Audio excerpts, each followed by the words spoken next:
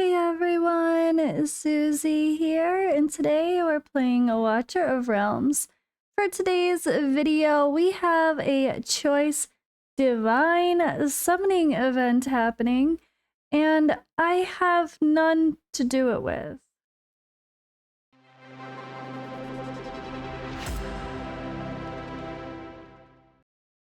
So, this is actually a funny thing because I intended to start this with a summoning video.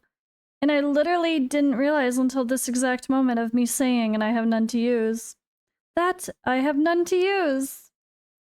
I did decide to use all of my summons on the last banner.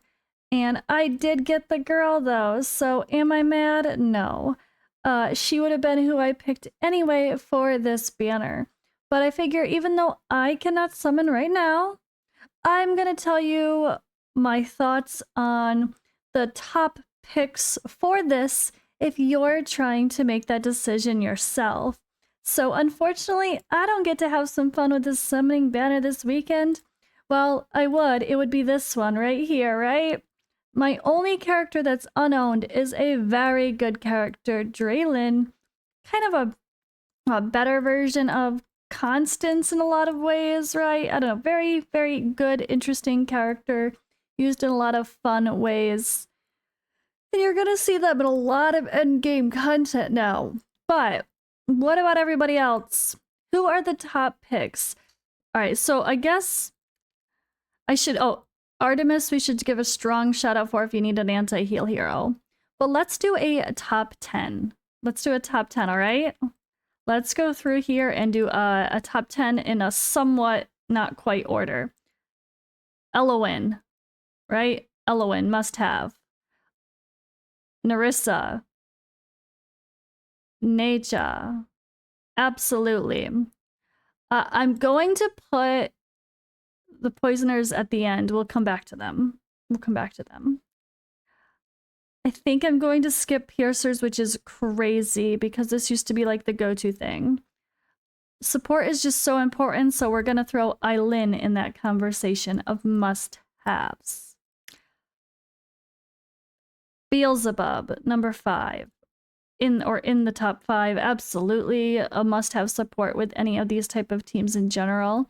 And he's just so useful in so many areas. Alright, Hatsut.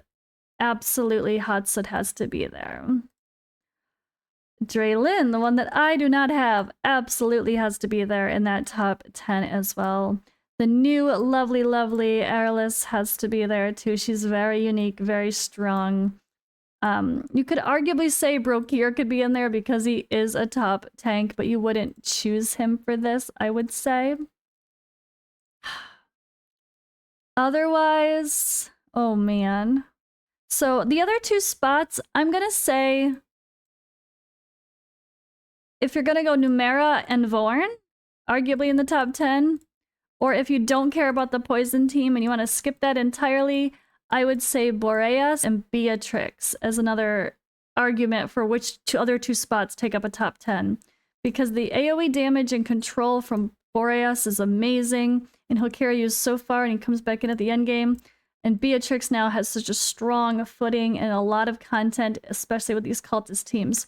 But if you do want to get in with a poison team, if you have Nastia, you have an A3 Araka now, she's actually pretty solid, and you want to get that poison team going, those two are a must-have on the team. Okay guys, I hope that was helpful. Thank you for watching, and I'm really sad that I can't do any pulls, but I'm gonna try my best to complete all my content over the weekend, push myself in Arena in case I need to get that one from the shop that I'm not at Platinum 3 for. Other than that, I'm not going to spend this weekend, so I might just have to be patient in case a Nascent banner comes back in the future as well, and I can get Draylin that way. But hey, you never know, maybe I'll get something from Clan Boss.